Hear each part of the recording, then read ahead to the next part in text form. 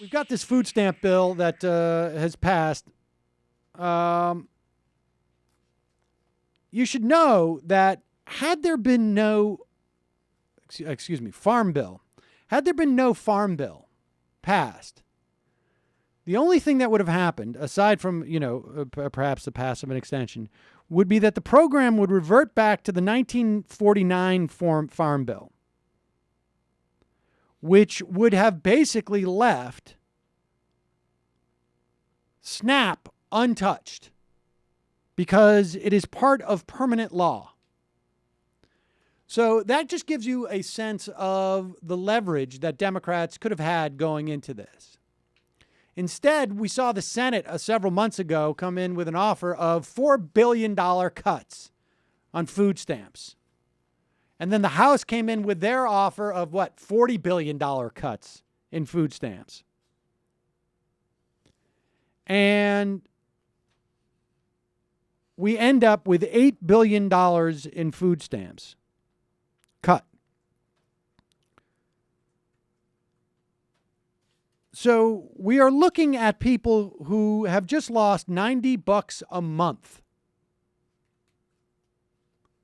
from their food budget. It will affect 850,000 households across the country. This reduction comes on top of an earlier reduction that took place in November, which was an automatic $5 billion across the board cut to every food stamp recipient. So it was closer to like a $35 a month cut, $40 a month cut. That was a function of added from the stimulus bill. Money's running out. So you now have these people who qualify for food stamps because maybe they qualified for a program dealing with their heating oil or their heating bills. And we are punishing more poor people.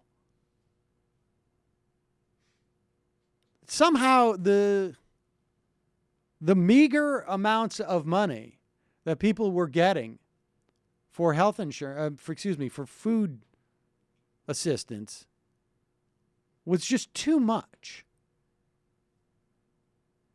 It really is stunning. And this has been a series of caves by the Democrats. In the Senate, only 9 Democrats voted against the cut. I don't know what the number is in the House, but all told, 86%, I think it was, of Democrats in both House and Senate voted for this.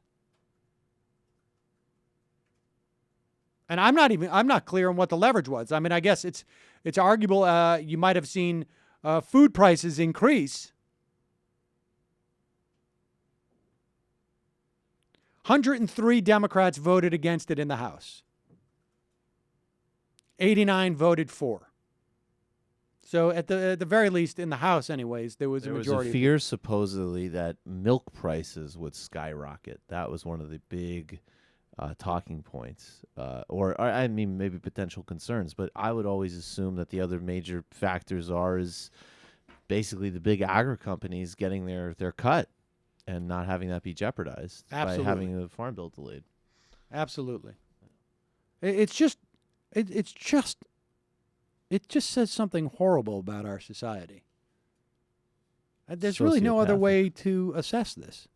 And the reality is that there was no cuts ultimately to the agricultural subsidies. David Dayen has a big piece, I think it's in the New Republic, sort of outlining just how the payments now to big agribusiness are just a little bit less transparent.